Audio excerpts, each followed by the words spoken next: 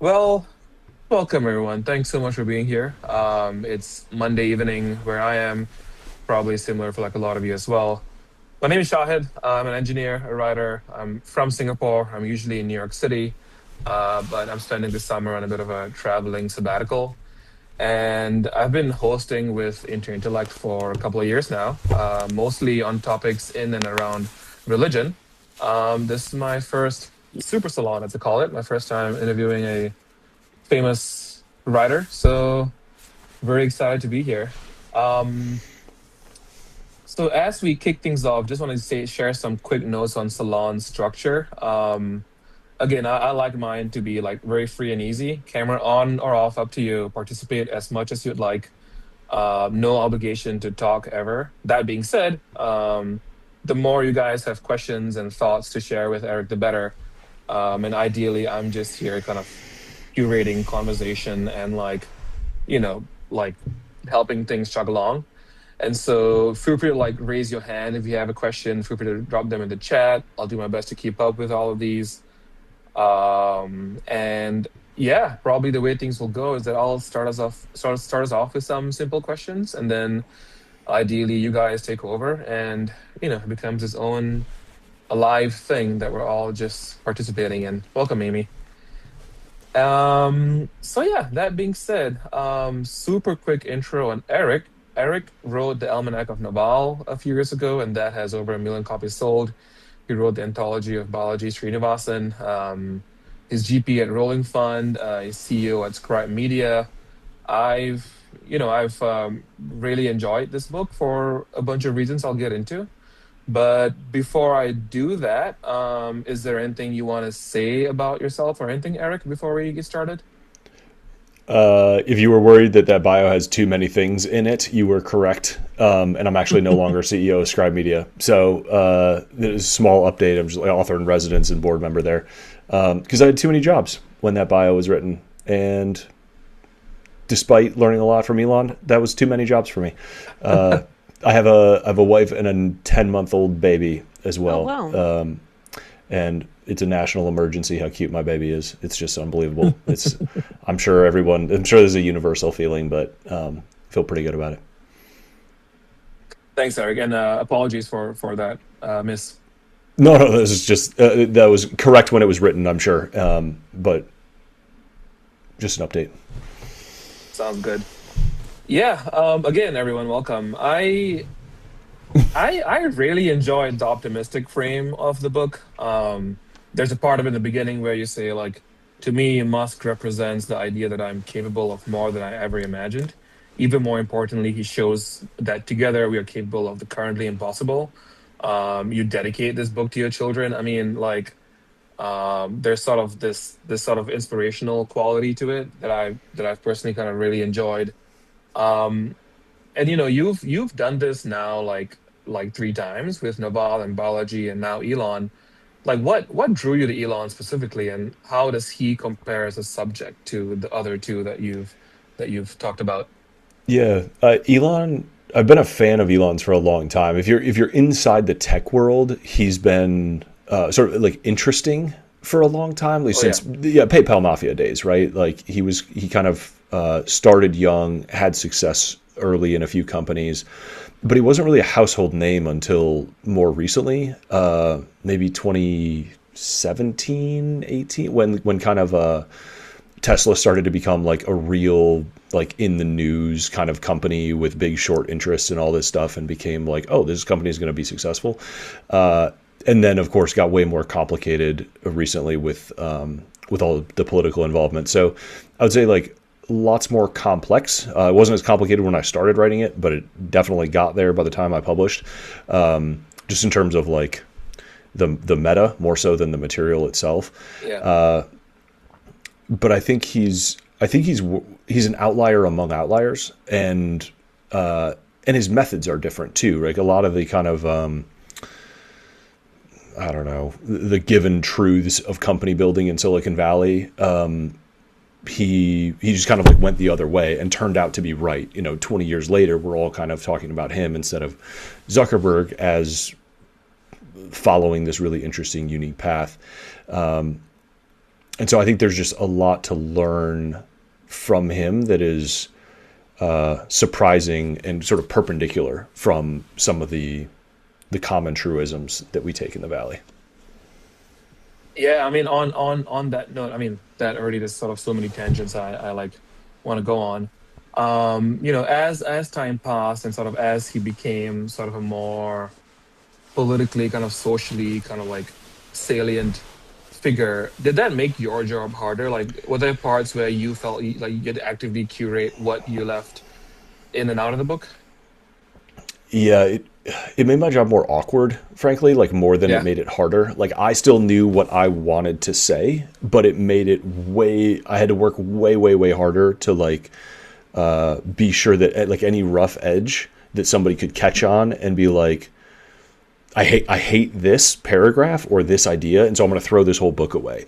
And so there's a lot like I don't seek to be comprehensive when I create these. Like this does not represent all of his thinking.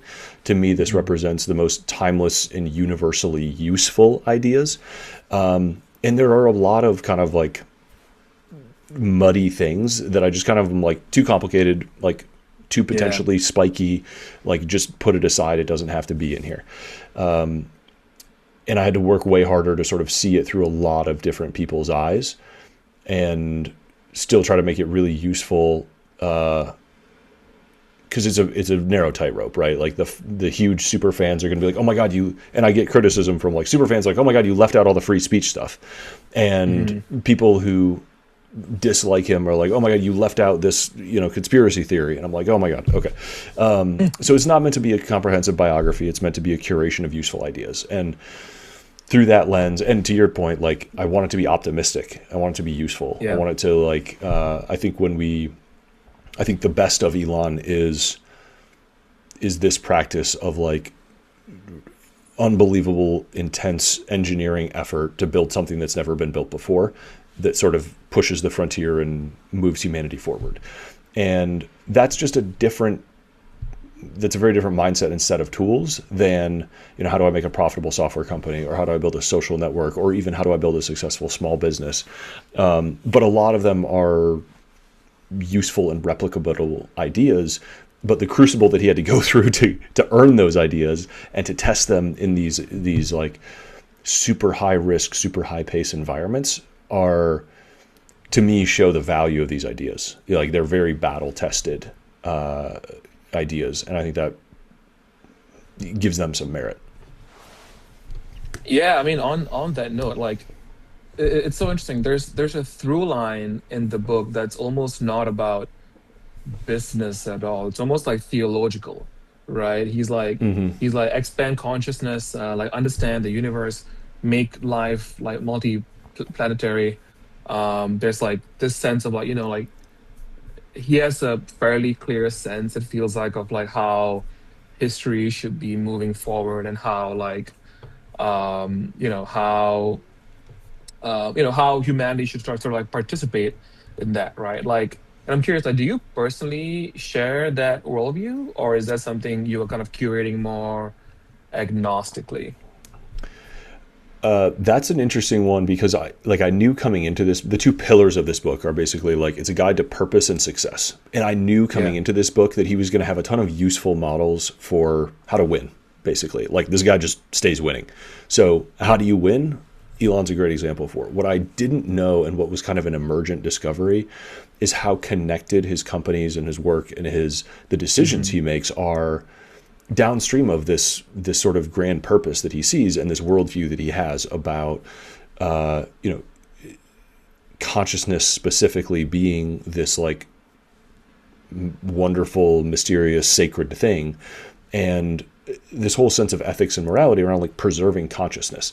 So far as we know, this concept in a few sentences is basically like, so far as we know, we're the planet with the only life in the universe that we know of. We are unique among the species as being the only conscious beings that we know of with like, higher order problem solving ability. And so basically it falls to us to do everything that we possibly can to preserve life and preserve consciousness, because it's a beautiful thing that this has come around. And in the absence of any other evidence, the one thing we should pretty much all agree on as a species and people is like, we want more people. We want more consciousness. We want more life. We are stewards of the ecosystem. Yeah. He includes artificial intelligence, silicon consciousness in that, which I think is kind of interesting. That's a more like, I don't know, that's an open debate. He has a stance. Larry Page has a stance. They fought about it and they split over it and they don't talk to each other anymore because of their AI stances. And then they both started competing AI companies as a result of those stances. And that's a whole interesting thing.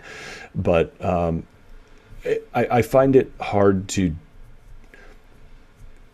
disagree with it. Like I didn't go in intending to carry that flag, but it makes a lot of sense to me. I do believe in, it sort of lines up with David Deutsch in a few important ways of kind of like human exceptionalism, yeah. And I think is a really interesting balance of like, yes, environmental preservation is important, but not at the cost of human progress and the preservation of consciousness. I think like it resolves that tension in some ways that I consider logical and useful.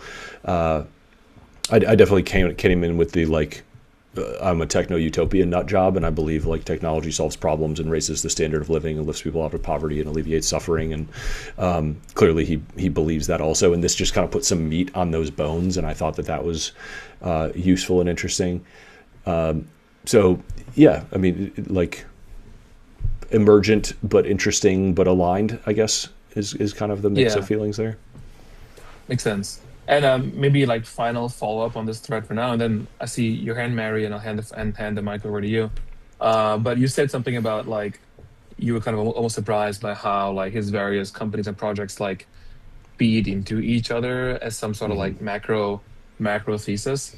From your book, the impression I get was that it's sort of like a mix between like something he had clarity on from like maybe like years ago, as well as like something incidental that sort of like, happened over time, like opportunities kind of like landed in front of him over time, and he was able to kind of integrate that into this broader plan in a cohesive, thoughtful way. Do you have a sense of that? Was it like a well thought out thing from day zero, or is it like sort of like retrospective that he could sort of like, like coagulate this thesis?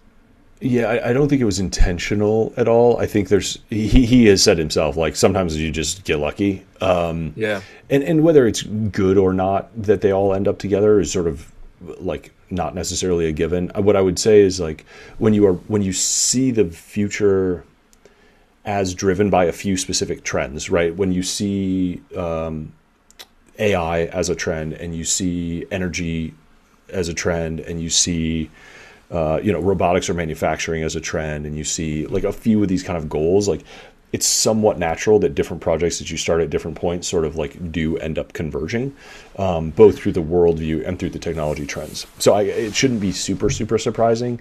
I don't know whether it's good or bad, and the story is still unfolding. So, if one of these companies craters and takes another one down with it, that would be bad. If there's a bunch of magical synergies of them all working together, that would be really cool. But it risks becoming, a behemoth and slower, maybe sooner than not if they were competitive with each other, right? Like Amazon is a big company, but Bezos makes business units. He isolates them and makes them compete against the market kind of at a horizontal level. And I don't know, Elon's models are different. And so if they're all sort of, I don't know, sorry, there's a deep rabbit hole there, but that's fine. Yeah, I appreciate that. It's almost like if we were to put it into like a mantra or something, like have clarity about the long term what, but the how has flexibility, and there's a responsiveness to like what happens in real time. Yeah, I think the thing that, Bezos has a good line on this, which is stubborn on vision, flexible on details. That I think applies. And Elon is maybe the best founder at a really I don't know if it's specific, but a clear, long-term, technologically driven vision that is like a big leap forward, and then just being like deeply stubborn on it, even over a course of decades. And it's it's surprisingly common how often these like trillion-dollar companies are started by people who are like 20 years old or like under Yeah. 30. And part of it is compounding, and part of it is like this fascinating naivety of being like, no, I see clearly how much better this could be, and I'm just going to keep like hammering on this one vision for decades because it's obvious to me that it will eventually win. Like if you just took clean sheets of paper and you were like electric car, internal combustion car, starting from a dead heat, and we didn't already have internal combustion infrastructure, like an electric car is better in almost every way. There's fewer moving parts. It's more elegant from an efficiency use standpoint. You're not sitting 1 foot from a giant bag of gas with controlled explosions next to you. It's quieter, it's cleaner, it doesn't pollute. You don't watch the pollution happening, like lower maintenance, all of these things. But it took somebody who was stubborn on it for decades to like make that, and saw the technological breakthroughs happening around batteries and things like that to actually make it happen. Mary, I'm curious what you have to say. I don't know. I found this also in the Almanack of Naval Ravikant as well. This concept of this outsized impact of one individual, but I kind of lost all the other stuff about them, the friendships and the mentors and their own character and their community. Hmm. They're so driven in that direction that the things that perhaps are really valuable to ordinary human beings, I'm not quite sure that they were there. Were they? I would say probably different answer for each person. Naval has started talking about this more. He is close with his family. He has friendships and coworkers and things that he works closely with, and those are important relationships. I fought with him about like the kind of sage on a mountain vision of like only the individual ascends. You can only be responsible for your own happiness. And I didn't resonate with it. Like there's just so many, like we're monkeys. And so like part of your maintenance of your monkey mind has to be other monkeys that you like and enjoy spending time with. I think Elon is, I mean, I will also go back to my kind of foundation here, which is like, I'm not trying to comprehensively show you this person's life. I'm trying to collect their most useful ideas. And so Fair enough. there are probably Yeah. many stories about, they're like Elon has a very complicated and intense personal life also. And like some of that is covered in Isaacson's biography, intense family life with growing up, tons of kids, different co-parents. So I think there's, you can't do what Elon does without acting through people. And there's a very close cadre that he works with over a very long period of time. I know that. And so I think there are a lot of key relationships in there. In Elon's case in particular, I think those close relationships do not talk to the press or anybody external. And I think probably it is part of protecting them that he doesn't mention them too often. Like that's also part of Naval and Balaji's, who are involved in like the crypto world. They're just like, I don't talk about my family publicly. Like there's no upside from that, which is a shame, I think, because I have great curiosity about that in some ways. So I expect that it's there. None of these people accomplish these great things by themselves.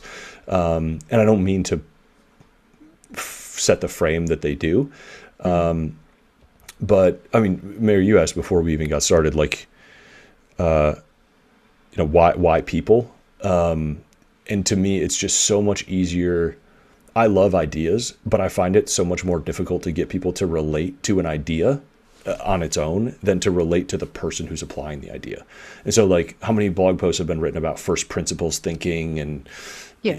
all of these things. And it's like, oh, well, when I know that the richest guy on earth who's like this autistic genius engineer applies this method in this way in order to achieve this thing, I can remember the story, I can apply it, and I can sort of, I have this, we're mimetic, right? And so you have to like see the monkey do the thing before you can do what that monkey did. And so like, Yes. I just think it's a really useful, it's a lattice work on which to hang the ideas, frankly. Like I have an easier time picturing myself with like a board of mentors, each of who embody this specific sort of decision-making methodologies or key ideas than I do to just be like, go down my checklist of ideas and apply them.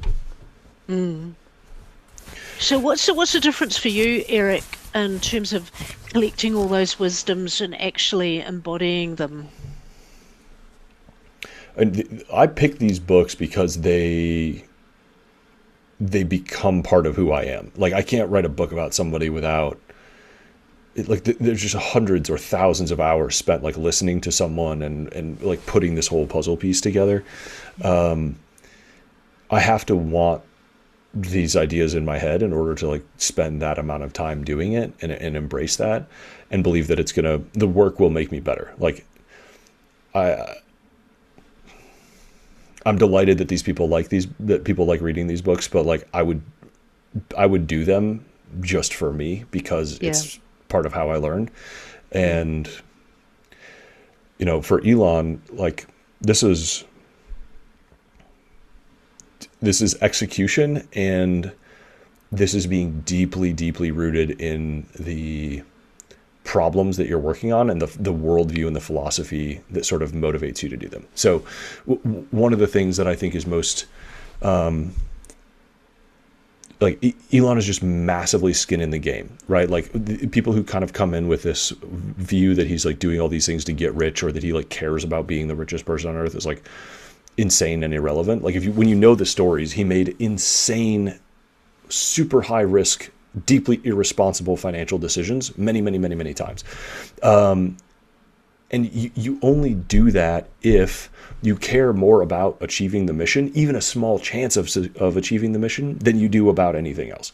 He was willing to risk hundreds of millions of dollars and public ridicule for a 5% chance, maybe less, of getting Tesla or SpaceX to work, because that's how important those missions were. And he would say, like, I don't quit. I simply won't quit. I'd have to be dead or completely incapacitated. I will risk every dollar. I will spend every hour. I will burn like every relationship. Like these missions are important enough to dedicate my life to. And that gave me this very interesting heuristic, which is like, if you can imagine quitting it, why would you start? Like if that bar for the importance of your mission or your work or a relationship, whatever it is out there, like how close is what you're currently working on to giving you that level of inspiration and conviction? And to be honest, that, was part of my decision to step aside as the CEO at Scribe. Like, I love that company. I believe in the mission. I love the people. I love the customers, but I could imagine something else being more important. And so like through that test should I do this for 5 more years, 10 more years? Could I imagine somebody else doing a better job for whom that is the most important and all-consuming thing? And so that gave me just a really interesting new test and lens. Like how much am I willing to risk? How much am I willing to sacrifice for this particular mission? And to accept the risk that, when as I wrote in the foreword, like to achieve the presently impossible, or drag the impossible into the possible, even to be a small part of that is like, that is what moves humanity forward. And that's a really interesting and powerful and attractive thing. And as a relatively rich and progressed society, I think that's a thing that we should all be aspiring to. Like there's a maintenance level of humanity and there's like an advancing the frontiers level of humanity, in arts and sciences and engineering and entrepreneurship. And like that frontier exists in many different areas and places. But, whether it's a PhD or setting a world record or creating a new piece of art or building a product that's never existed before, like those at that frontier that push it forward are the ones that sort of earn the most, respect and appreciation from the rest of the civilization, in my view.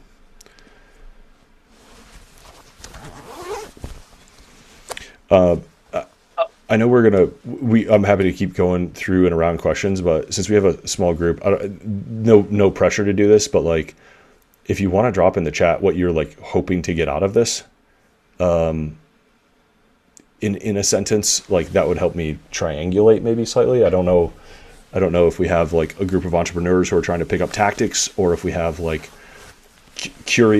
broadly curious people who are like, should I hate this guy or not? Like, I just don't know. The lens that everybody could be coming in could be a wide variety. So just to take the temperature of the room, I feel like would be helpful. I've got a question, but I'm going to shut up after this one question. And that is, Sure. say you were really young, and you've learned all the things that you've learned from the books that you've written and the experiences that you've had, Eric. What would you say to that young person? Because, there's a lot of this feeling of hopelessness and despair about AI and job loss and transition and all of those things. What are some of the things that you could say to that person to help them achieve some agency?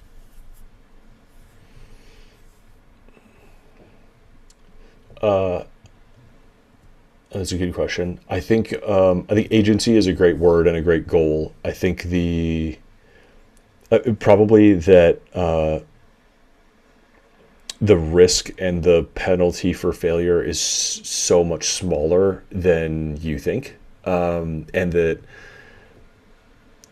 I feel like adults are often we reach 40 and then we're very surprised how much of the world is actually shaped by 20-year-olds. But when we were 20, we thought it was all done by 60-year-olds.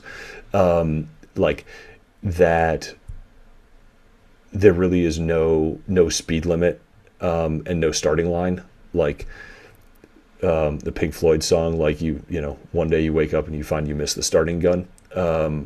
Like if it's a smart young person, I think you can't be too aggressive, basically in terms of like your vision and your effort and your risk-taking ability, especially early on in your life. And paradoxically, that actually I think makes you much more likely to be successful, both because the timing and because your level of ambition makes people rally around you, and because the boldness of the vision is going to give you more resources and make you more unique. It's very difficult to recruit for like a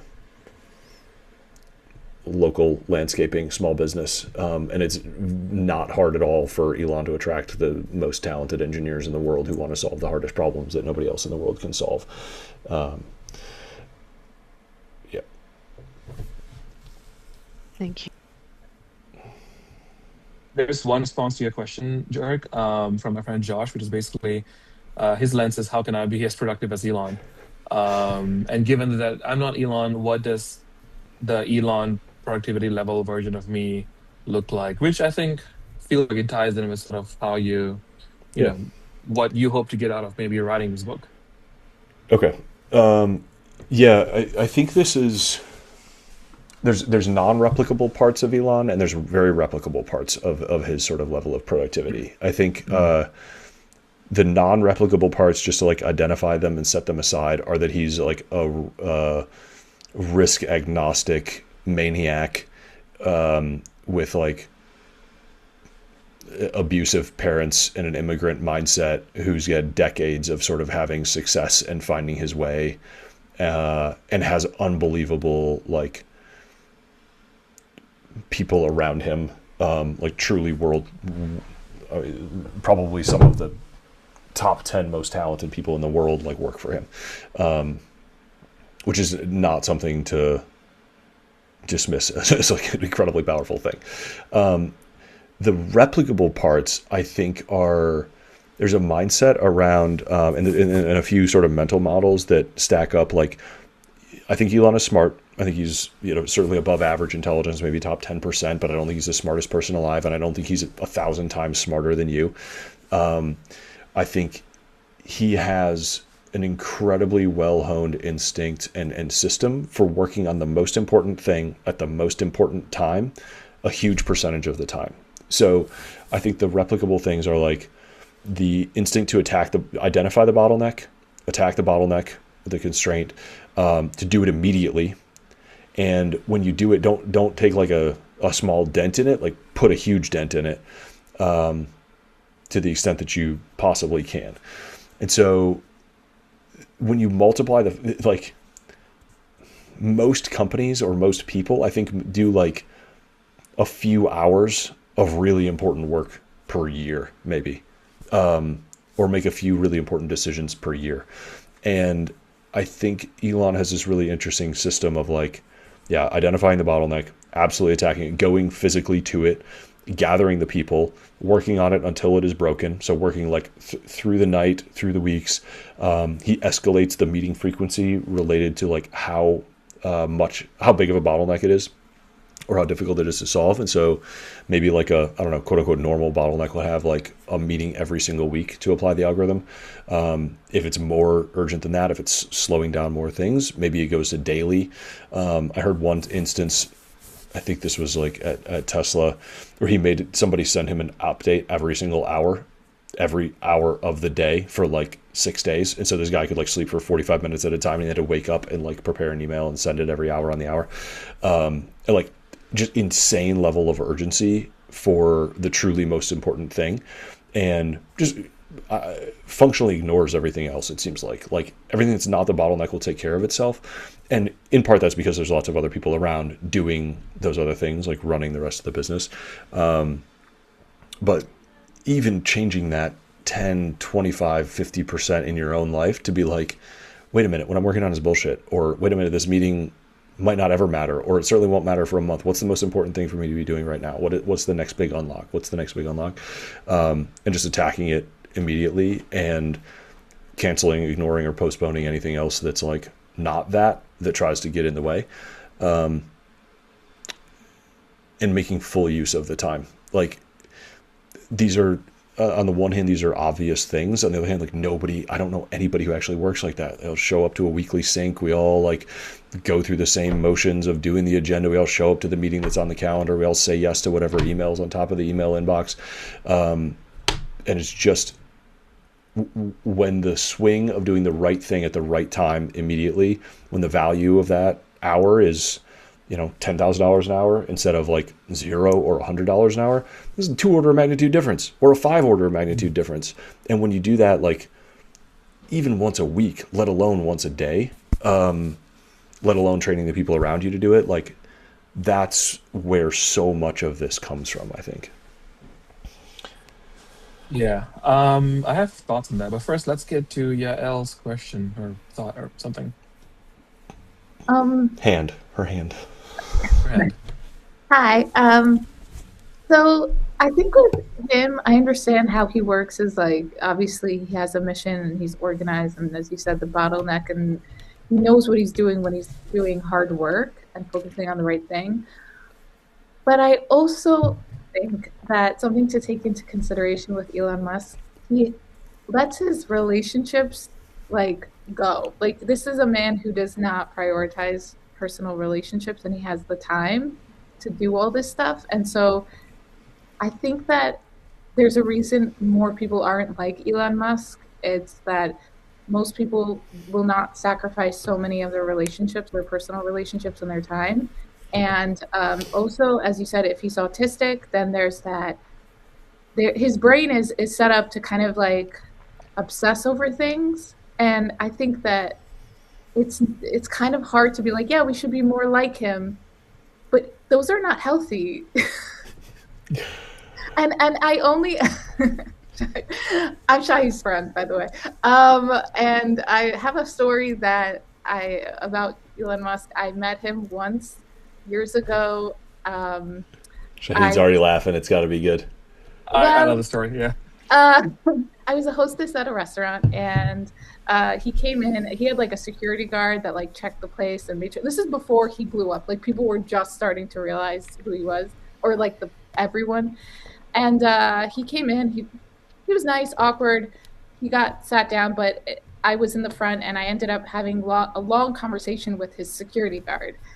And he told me some things, and it was basically that nothing that surprising, that he basically wants at least specifically telling me about his dating life, like here's the tea kind of situation, which is that he wants someone that does not exist in real life, a person who is a CEO, but also a mother, and a person who's always there, but never there. And like, the magical being that basically caters to his world and his schedule. And he's like, that's it. Like his life is his work and that's it. So we can all be like him if we just didn't do anything else. So I just think it's a little unfair to like compare yourself to that. But he was a nice guy. No hate to him. Yeah, I one of the messages I did not intend to send with this book is you should be like Elon Musk. Like, I don't care what you do. I want you to be the best version of you, and I want you to make whatever decisions you want to make for your life. And like, I got a wife and a kid, and I'm sitting at a lake house with my family. Like, I'm not trying to be Elon Musk. I'm very aware that I'm not Elon Musk, and I don't want that life. What I do want is to be the best version of myself by learning what I can from this person. And that's what I like tried to put out here, is like, here's how he does it. Here's some of his methods. Here's his mindset. Take the pieces that work for you. Ignore the ones that don't. What I do think Elon is being an authentic version of himself. So like, he was like had a really hard, violent upbringing in South Africa, where he got the shit kicked out of him by like street gangs. He got berated by his father for being stupid and useless. He came from a lineage, like a family of engineers and entrepreneurs and adventurers and risk takers in like apartheid South Africa. He immigrated to the U.S. like, despite the stories you hear, with very little to no money, and like has been a working maniac since he was a kid, and like obsessed with computers and problem solving and sci-fi since he was a kid. And he was a maniac at his first company when he was 19 years old, and he was like demanding everybody come in and work through the holiday, through Thanksgiving, so that they could launch. Like, he's just always been like this, and I don't think he can be anything else. And the fact that he's like the richest person on earth and still doing it, like, there's no better testimony that like that's just who he is. And like, on the one hand, thank God that person exists, because through historical context, the people like him who came before were Napoleon, and millions of people died in the wars that they started, and country lines got moved, and then they got moved back, and some books got written. Like, thank God for capitalism, and thank God for entrepreneurship and engineering, that like this is the method through which his sort of chaotic, domineering will is channeled. Yeah, you don't have to be Elon. I'm not going to be Elon, but I am going to be like incrementally more productive and effective on the missions that I choose, I think, as a result of picking up some of his tricks. I see Ravi's hand, but before that, I want to pull on a thread from my friend Josh in the chat about like, back to your earlier point, Eric, about like bottleneck identification and choosing to work as hard as possible on what is the most important problem at any one point in time. And Josh wonders if it's even possible to like hone your pattern recognition for how to identify, basically, like, the like meta question is like, how do you even know what is the most important thing to work on? Which I think like is something I know I've struggled with. I think it's something a lot of us struggle with in our personal lives and in the like broader context of our work.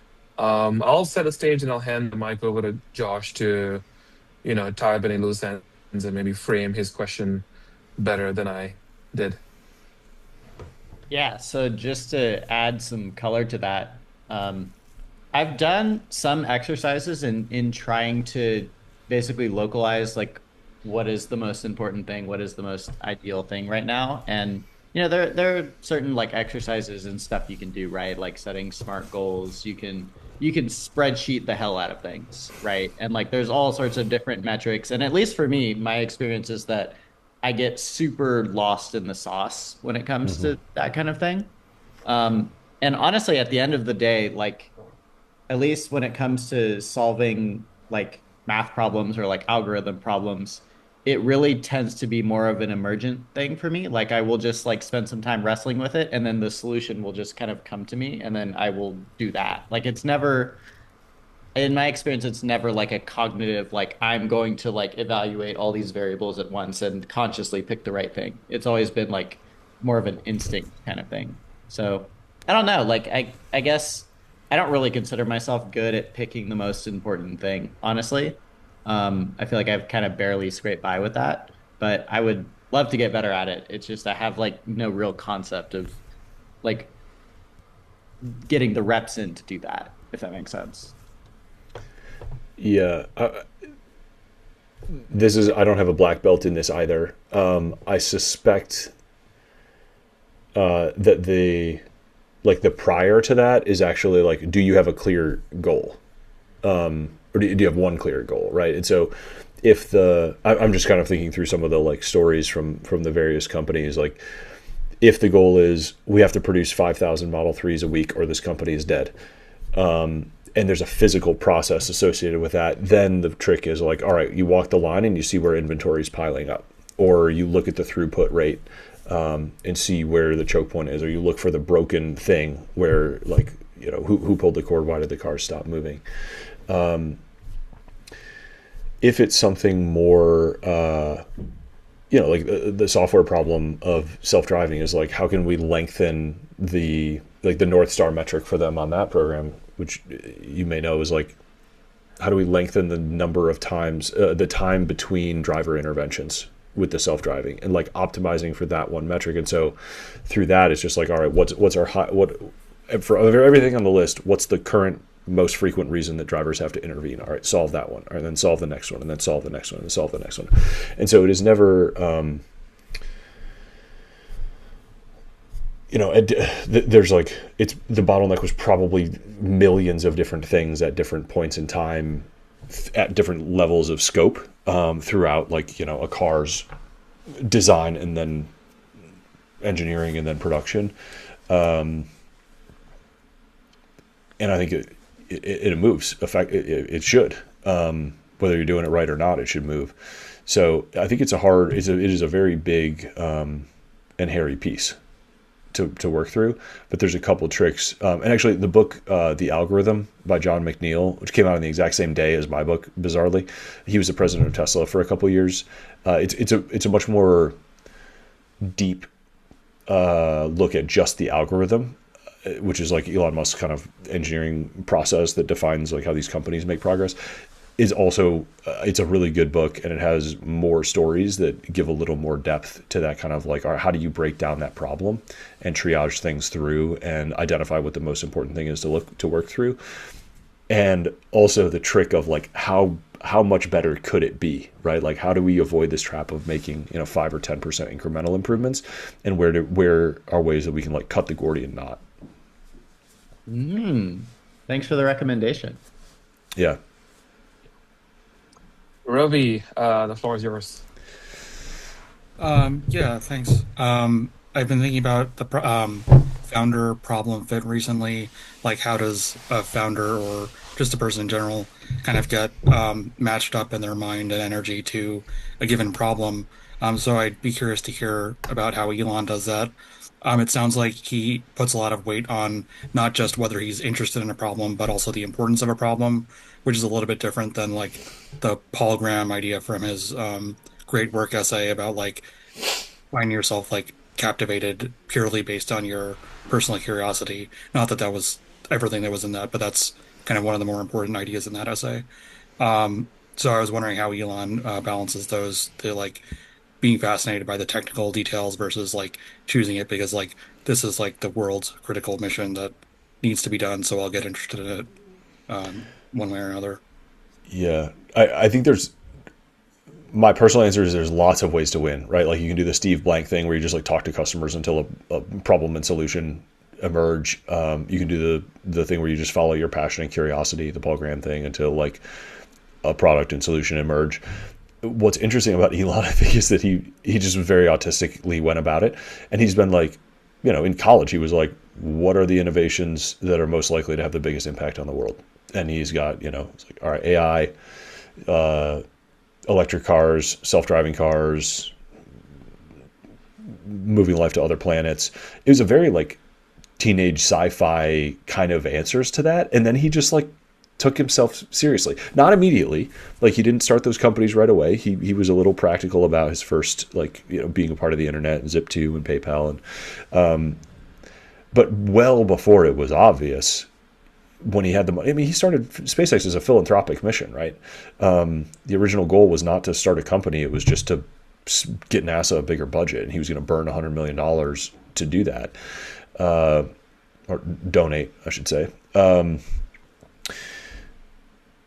But what I think what's most interesting about Tesla and SpaceX is it's not like he was on a multi-decade path to being the right person to start these companies. He had never built hardware before, and like when he started funding these companies, and he tried to hire other people who had, and sort of one by one had to either, I didn't end up replacing everybody, but like he became the kind of person who could run these companies as a result of like putting himself in the situation. So he, in your frame, like he picked the problem first and then became the founder that he had to be to see the solution through, which I think is you don't hear people write about that very often. Like, you know, there's not a Y Combinator blog post about like pick the biggest problem you can imagine and become who you have to be to take that problem, to solve that problem. Like, but if I'm writing to 16-year-olds, that's exactly what I want them to hear. It's exactly what I want them to hear. Like, you know, I love and appreciate, you know, when adults read these books, but like adults don't change their minds. So I can offer like confirmation bias to adults, or I can offer like formative worldviews to, you know, teenagers and people in their 20s who are like, I send me on the biggest quest. Like, God, give me your hardest test, and I'll figure out who I have to be to overcome it. Like, that's cool to me. Yeah, it's super interesting. That yeah, you don't really hear that advice that you should just pick the problem and then become who you need to be to solve it. So yeah, Because I the most appreciate that. important problems, nobody exists who can solve it, right? Mhm. Like, or there's very few, or it's fringe, right? Like if you let's go back through, you know, Satoshi or Notch or you know, John McCormack, yeah. Like there's just like weirdos are the ones who tend almost either accidentally or they start with something that nobody else is even thinking about, and they just kind of like take this winding path to accrue the skills that they want to. Cool. Thanks. Yeah. Yeah. I'll hand the mic over to Amy first, and then Yael. I saw your hand up earlier, Amy. Not sure if you still have a question or no. I had two questions. One was initially answered, but I guess the second question I sort of had in mind was like, you talk about Musk being able to ruthlessly ignore or postpone anything that doesn't really serve the mission. And I was kind of curious, like over the course of studying all his companies, like were there certain, I don't know, like on one hand, like what did that prioritization cost him? Like what sort of quality that, because he kept neglecting it, like was never really fixed, and then over the course of decades was just actually became major neglect and really actually deterred him from being the best version of himself as a result of it. Yeah, it's a very negative space question, so it's hard to answer. And I like, it's also probably it's one that's hard to answer from my data set, which is like what he's chosen to share, like kind of in his own words. The closest answer that I have is that I think the impulse to speed or decisiveness or urgency, there's a very clear cost to that, which is like you end up burning or firing great people who either deserved another chance or you didn't take the full context, or like you just err on the side of aggression rather than understanding. And it's hard to, you can litigate any individual one of those cases. But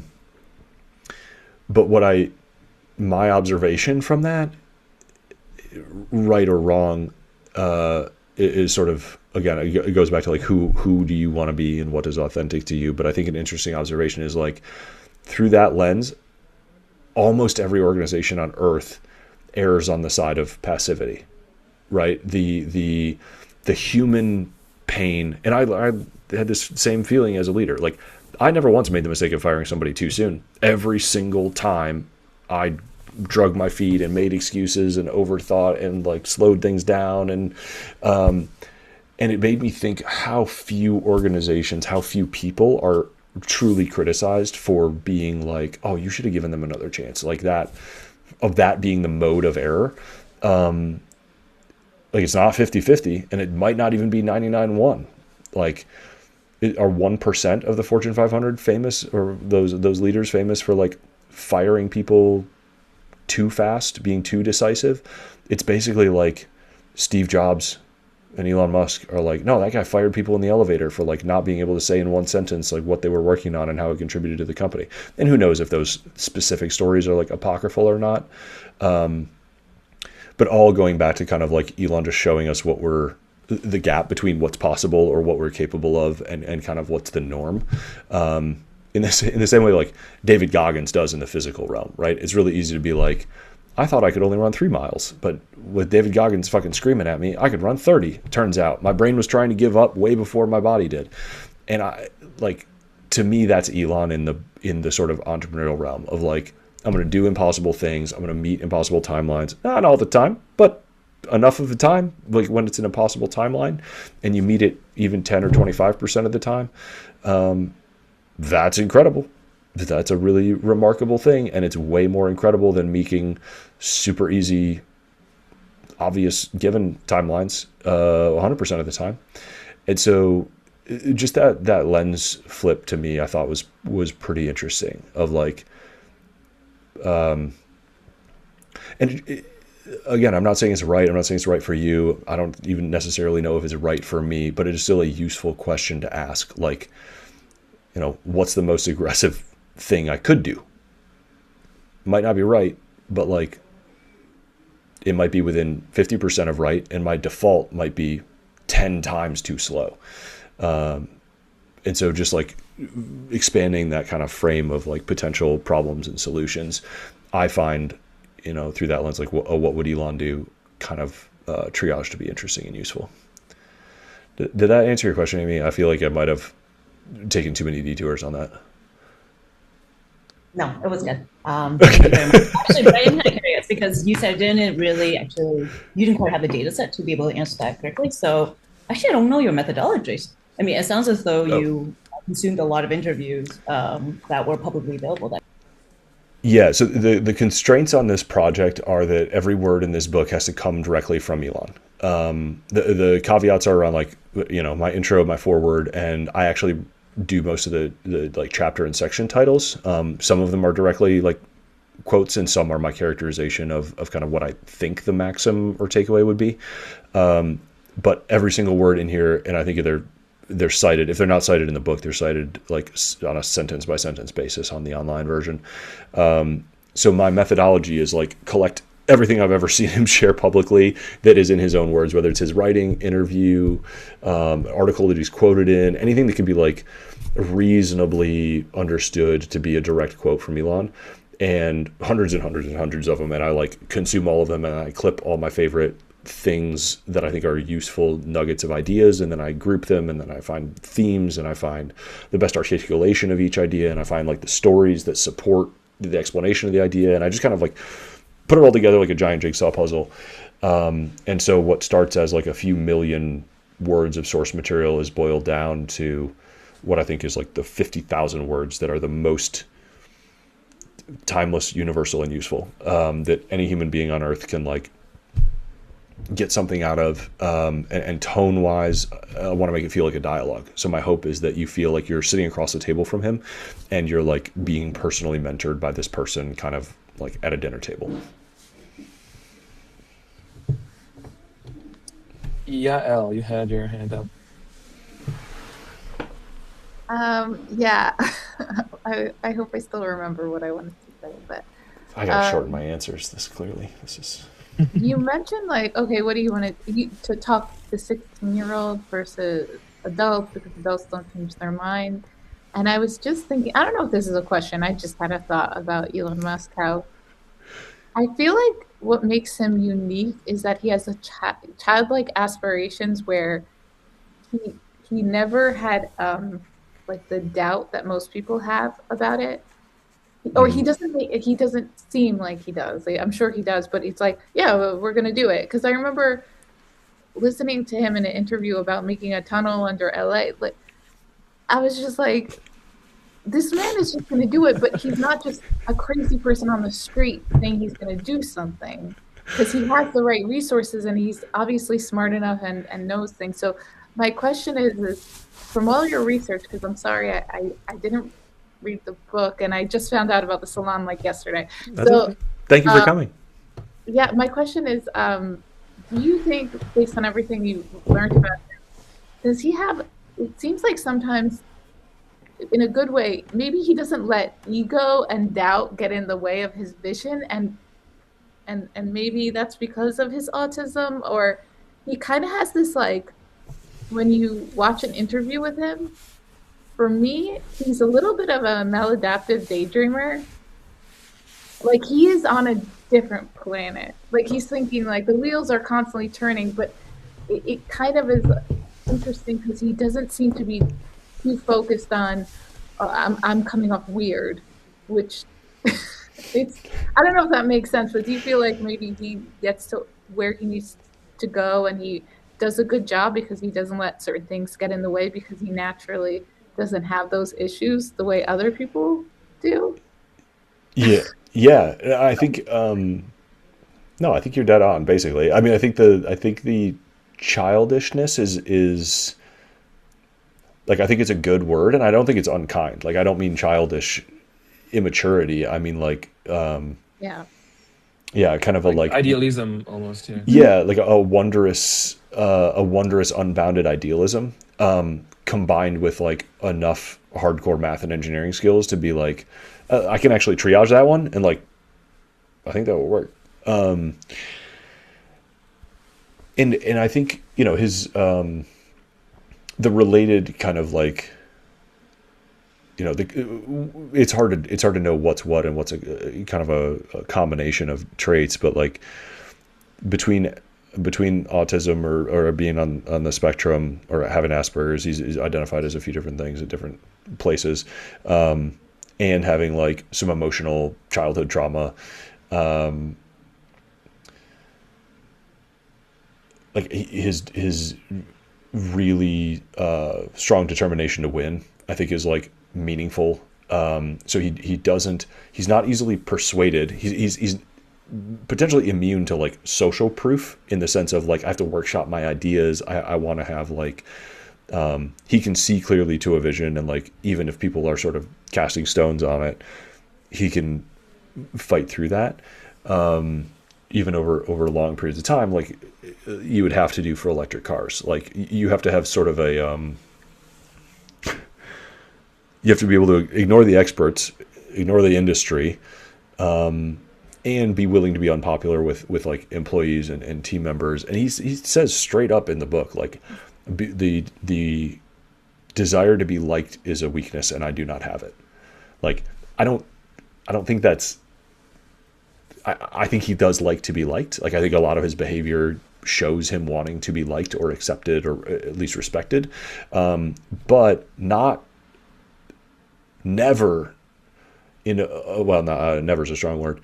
Almost never in a way that it would harm the mission, right? Like, But that could be a problem, no? Especially in the future. I think even now, the whole no one. It's good that he doesn't care what other people think, but we don't live in a world like that where you can do anything and no one cares and public opinion doesn't matter. I mean, I feel like he's agree. really loved, and then all of a sudden, the political things, and it kind Yeah, of ruined his reputation among like normal people who have nothing to do with that world, and yeah, and so like I feel that could be a bad idea. That could be his the end of something like that can ruin him maybe in the future if he doesn't care at all what other people think. Yeah, I think that I think there's a huge, like, he's a terrible politician, as it turns out, because politicians are basically weather vanes for what people think. And I agree that that made things a lot more complicated and probably made it a lot harder for him to like do a lot of the, I don't know. It'll be hard to tell. Like, this is a tough thing to get a counterfactual on, but like, yeah, I can imagine some headwinds in the future because of that.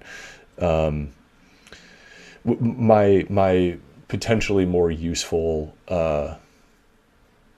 sort of takeaway, my personal takeaway for this, is to try to have the empathy at the right level. So like, empathy at the level of the mission or the organization rather than empathy at the level of the individual. Like, that's a mistake that I noticed myself making that Elon got right a lot. There's a version of it similarly where you can have like empathy at the level of the country or empathy at the level of consciousness or of life itself, even at the expense of empathy of a different country or a different organization or a different or an individual. And that is a sort of like the courage to be to put an abstract goal or mission ahead of like the very real human person in front of you's like feelings or desires is a hard thing. And good leaders have to do that often. I don't think that's unique to Elon. I think, Peter Thiel had an interesting point, which is like, why is it that so many great leaders in tech seem to have, or the most accomplished seem to be somewhere on the spectrum? Like, what does it say about society that you need to sort of come with this like uncommon advantage in the like having a bit of a protective shell against the consensus view in order to Well, I work with people with special needs, and my sister's a therapist.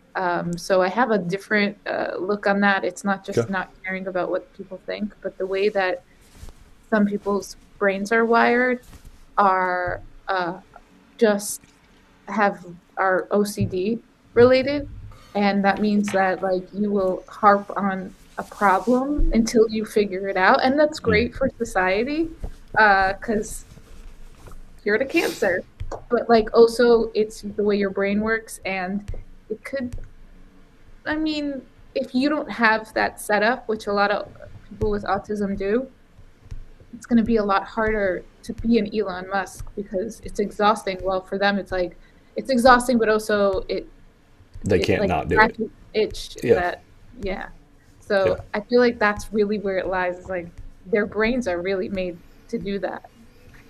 Yeah, I think I apologize if I mischaracterized it or oversimplified it. It's not my intent. Like I hope that people with that power find an incredible way to apply it, and feel like liberated to be the best version of themselves. Like, that's, and I hope organizations find a way to like make the best, like, give everyone a proper context to use their default settings as the best way that they possibly can. But yeah, sorry, go ahead. No, just like building off of that, right? And maybe like challenging your framing a little, Eric, around like empathy at like different like levels of the stack, and like kind of prioritizing empathy for the mission over empathy for the person. I think my personal skepticism around that is that sometimes like empathy for the person is empathy for the mission, whereas like this like feedback over feelings, or this like Felix like doesn't care about hurt feelings thing, like that kind of cultural norm functions best when the feedback is sort of like very, very grounded in like reality, right? And then but it feels like on a cultural level it might select for people who are either like really, really hard-hitted and really tough, or like super agreeable, right? And there's a way in which I feel like this like like discounting of the value of like camaraderie and being liked in itself lowers epistemic humility. It's sort of maybe my gut sense. I'm not explaining this super well. It's still like a very early thought, but I'm curious if that makes any sense and if you have any thoughts on that. Or it filters for people who also care more about the mission than their particular feelings. Right. Yeah. Fair. Fair. Yeah. Yeah. Um. Okay. I think Mary was next. I think this is a bit of a follow on from that, not thinking about Elon as an individual, but thinking about the people around him. And Eric, you kind of heard me trying to formulate my question before the meeting began, where if you removed Elon from the story, but thought about all the people that he puts around him, and what are some of the qualities of those people that he values, and perhaps those are the qualities that support him to do what he wants to do. So, any thoughts about the people around him? Yeah, I mean, I think maybe to Yale's point, like there are people that accentuate his strengths, and there are people that make up for his weaknesses. Gwen Shotwell, sort of probably most famously at SpaceX, is like unbelievably outgoing and charismatic and caring, and I imagine has spent and still spends a huge amount of her time like smoothing ruffled feathers behind Elon's like wake of chaos. And what can look like a smart thing that Elon did was only smart because Gwen Shotwell fixed put out the fuse that Elon lit and kept a person who might have otherwise quit if that sort of complementary personality wasn't there. On the other side, he was able to recruit Tom Miller, who's like one of the greatest rocket scientists ever, but he was like just not in a context that was let him be as intense and innovative as he wanted to be. And so we always run the risk. We collectively all do this, but I'm definitely not helping when I write a book about like one guy about achievements that are clearly the work of tens of thousands of people. And it again just goes back to sort of it's easier to hang these ideas on a personality than to abstract them too much. But there are a lot of people around Elon who are super geniuses and have superpowers. Some of them multiply, some of them complement him. And a lot of them are unsung, I think, for probably a wide variety of reasons. He does not trumpet it. But I do have stories about like that those people a lot of times emulate these same mindsets, right? And so like Mark Juncosa is one of the early hires at SpaceX who was an unbelievably brilliant rocket engineer, and like Elon took Mark Juncosa and his team up to like solve Starlink after a bunch of the satellite experts couldn't figure it out after years, and he was like, we're going to get rid of all these industry experts, I'm going to bring in my guys who run my system, and we're just going to like apply the algorithm to this product.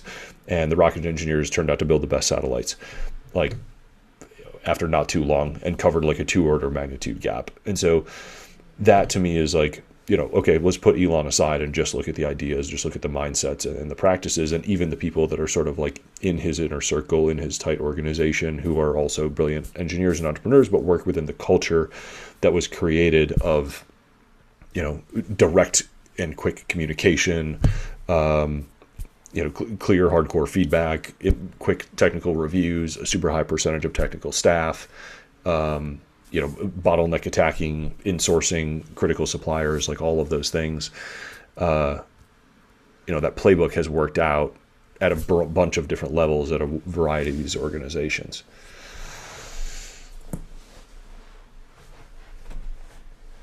So, anyone in there that's surprising in the inner circle that you wouldn't expect? Not particularly. I mean, I was just internally realizing that I gave a long and complicated version of kind of a trope, which is like, accentuate your strengths as a leader, like hire people who accentuate your strengths and Yeah, sure. make up for your weaknesses.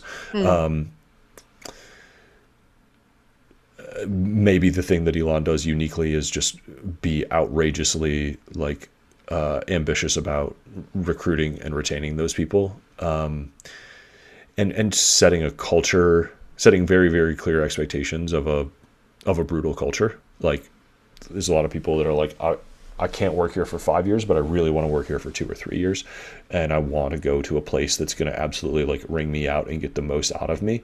And everyone's entitled to their opinion about how they want to work and what company they want to work at. And I'm not saying it's right or wrong, but it's like a really clear stance. And for the most ambitious and hardworking engineers, a lot of times who are early in their career, they do want to go like take that test, for the same reason that people want to like join the Navy SEALs, or whatever New Zealand's version of the Navy SEALs are.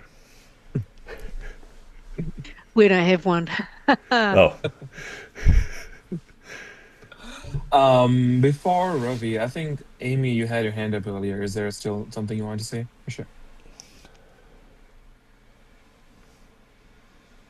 And it's fine if you don't. But it was sort of alluded previously, but after you worked on this book, like, what did you personally change your mind about when it came to Elon? And again, like, I know you made a step down from your CEO position for Scribe, but like beyond, like maybe on that and also beyond that as well, like what did you personally change in your life as a result of writing this book? Yeah, I definitely, the most clear change to me was how I invested. I run a small venture fund and invest in my one-liner on this is obsessive geniuses building utopian technologies. And it frankly made me willing and eager to take like much more insane bets. When you think about, we're 24 years on from like the founding of these companies, and that's not that long. Like that's a long time, but it's not that long to think that like 2 of the biggest companies on earth just straight up didn't exist 25 years ago. I find that quite inspiring, actually, both in terms of like how quickly progress can happen and how big, the impact of some of these startups can be. So I started taking much more aggressive and insane swings on things that sounded impossible that other people weren't really thinking about. On a personal side, I mean, I really do try to implement that kind of thing that I outlined for Joshua earlier. It was like, what's the most important thing to be working on? Like, how can I work on it immediately? How can I go to the problem? How can I like break it down further? It made me a little more like impatient with these like short incremental innovations. It didn't like make me want to work harder particularly, despite the fact that that's like a kind of a core theme of the book. But I'm like, no, I've got a sweet little baby. Like, this is not the time in my life that I want to be like overemployed and working super hard and away from home. But I really did in my 20s. I like worked my face off in my 20s, but I did it on a bunch of dumb companies that aren't around anymore. So that's why it's like, it'd be really awesome if I could get, the 18-year-old now to like work on something as hard as I worked on it, but much more important earlier in life, and have this kind of frame of like what are truly like really meaningful, important problems.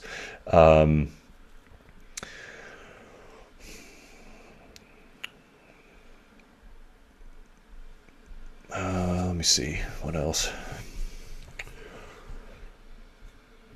I mean, part of stepping aside was like seeing, was recognizing that there was a better leader in the company than me, who was like embodied more of kind of the like front lines, like super high intensity, super high presence. Like, I feel like so much of the entrepreneurship dialogue is like, how can you work your way out of your company? How can you replace yourself? How can you be high leverage? How can you like, hire a CEO and retire early and become chairman? Like this sort of reframed all that is like, find the problem that you care enough about to just like go crazy on.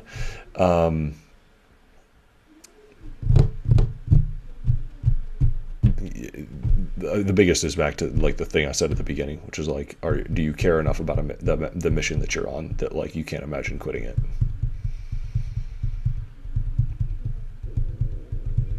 Ravi, Yeah, we were kind of orbiting around this question from a couple different angles, but I'm curious what we can learn about management and organizational design from Elon. Like my assumption would be that he might see organizations as kind of engineering systems and operate from that lens. But like you were saying about Gwynne Shotwell, the human element also seems to come in, maybe even in ways that Elon himself doesn't fully take account of. So I'm curious Yeah. about that balance between the kind of system design versus human element there. Does anybody else here like oversee an organization, run one, responsible for a team? Okay, I'll keep it somewhat short. The two mental models I think that are most useful from Elon here is like one is like collapse the gaps. So just removing as much organizational overhead, like don't have anybody routing information. It by all accounts is chaos, but it is like fast chaos. Like these companies sort of seem to operate like very big startups, and it's in part because there's just like not a layer of like routers. The MO is to like go directly as much as possible, and that comes down to even like organizing the physical space. So like put your designers and your engineers, like they're not in an office building, they're like put their desks next to the manufacturing line so that the manufacturing engineers, the engineers and the designers are all talking all day, and they have to like watch the people install the part that they designed. And if the person installing the part that is designed was stupid, they can like walk over and be like, let me show you how dumb this is. So collapsing those gaps to communication throughout the whole organization as much as you can. And the other is the view of an organization as a vector sum, which is a very like math nerd thing, but like it's a bunch of different arrows. Each person is an arrow. Maybe the length of the arrow is like how hard they're working. Their angle is their alignment, and like the head of the arrow, the size of it is like how talented they are innately or something like that. And like when you have one person sort of like misaligned backwards, they're offsetting the work of the rest of the organization. And so like you either realign or delete, and then the vector sum is higher. And if people are like great, but they're all kind of like splayed out in different directions, and this is partly why Elon goes to such lengths to be like, here is the one true North Star key metric that this team is all iterating towards. Every decision should be working towards it. It makes it much easier to like align this group. It's like not having everybody come in with their own vision of success, but like this is the metric we're trying to drive. For Neuralink right now, it's like how many individual neurons can be connected like in a surgery per second, and then like what is the bandwidth that goes through that device. Like those are the two things. That's what the whole organization is optimizing for, and every decision should move like one forward or both forward. And I think it's like stupid, simple, obvious thing that is still underappreciated in a lot of organizations. So it seems like very unique insights that weren't necessarily like he didn't like get them from a management book. It's like his own insights into these are like the key factors in how you put things together, or just curious like what if it's like homegrown or homebrewed understanding of organizational design. Yeah, I mean, some of it is he studies military history a lot, and so I expect a lot of it is actually like transplanted from military learnings, or it's just math. Like the vector sum thing is just like it's a really simple way to look at an organization. It kind of makes sense. Some decisions become much more obvious through it, and then the human version of that is kind of like, okay, this person is misaligned. How do we align them? Like, are they fundamentally, philosophically, like, do they have dogma, unresolvable dogma that makes them like they will never be aligned with the missions of the organization? Or is this like are they just confused and this is like a short conversation that can like get us all into alignment?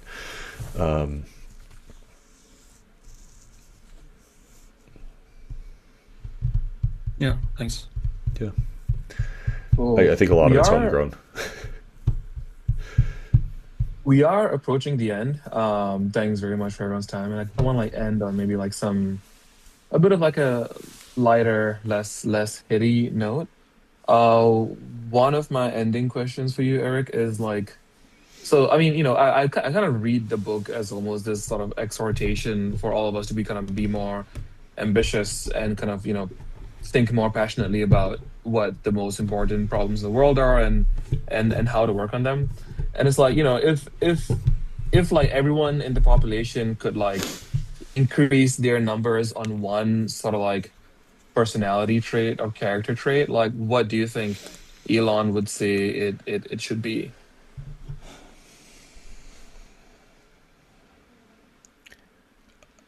Honestly, conscientiousness. Um, Mm, I get the sense like I this is maybe an optimistic reading, and maybe I'm projecting, but like my read is that he's like a little like when he puts forth this worldview and he's like, obviously we all want consciousness to continue. Obviously we want to preserve life. I'm like a little sad that we don't all just obviously agree on that and we aren't like kind of like holding hands and working on it together. And instead we're like, mm, there's a lot of different kind of like, you know, human, messy human loggerheads and skirmishes that are like getting in the way of a true, honest, best effort at solving what are humanity's biggest problems. In the way that like, we pulled together for 1 week when COVID arrived. Or yeah. like, we pull together in sci-fi when aliens show up and we're like, oh shit, we're on the same team. That's why I say conscientiousness, because I think through the lens of this worldview, we really are all on the same team and we really all do have the same problems to solve. And we spend an unbelievable amount of time not just not doing it, but doing things that get in the way of it. And so to just be able to, enough conscientiousness to zoom out and agree that we share problems and share goals, and to get to work on building them and to sort of respect the people who are working on them, and try to appropriately arrange resources to get them solved. Love that. Love that. And maybe one, if you'll indulge me, one final like I don't know, funny, whimsical one to end with. The question goes like, if aliens are coming to Earth and you had to pick one representative of the human race to make contact with them, who would Elon send, and like, who would you send too? I'm curious. I mean, Amy Adams did an amazing job in oh shit, what was Arrival. the name? Arrival. Thank you. Ryan Gosling did an amazing job in Hail Mary. Both really good looking. I think it depends Fair if enough. the aliens have consumed all our media or not. Um, I don't know. I have a question. Since it's a make-believe question, can the person be living or dead? Can we? Sure. Let's say dead as I well. feel like Everyone. if Betty White was alive, she'd be like a cute Everybody. little representative of the world. Like no one hates her. She's not intimidating. Our I, delegation is Betty White and Dolly Parton. We can't Amazing. lose. Amazing. That's a winning combination right there. Uh, love that. Somebody make Um, an AI short of this immediately. This is Great. All right. Closing thoughts. I'm curious. And Jack Black is a solid answer too. Any final thoughts or messages for us before we part ways, Eric? no. I'm just curious if this was like useful and interesting, and if you took anything away from it. I mean, floor is open if anyone wants to say anything. I mean, I had a ball of a time. Like this is sort of one of my favorite things to happen in salons where like I spend some time prepping a whole bunch of questions, and because the audience is so active, like I ask only a handful of them, and I think that's a lovely time. Like that's like such a good sign. So thanks everyone for showing up and participating from all corners of the world. Yeah, if anyone has any parting thoughts, open floor. I think it's nice to hear positive things about this kind of like industry tech and Elon Musk because I'm surrounded by a lot of people who are just haters about Mm. everyone and everything and like AI is the devil and Elon Musk shouldn't exist because he's a billionaire and it's like okay, but like why? Yeah. Like no one could back it up really. They just kind of go on about it. So it's nice. I appreciated hearing the good in these situations and these people. That's great. Invite me over. I will ruin friendships by asking Socratic questions.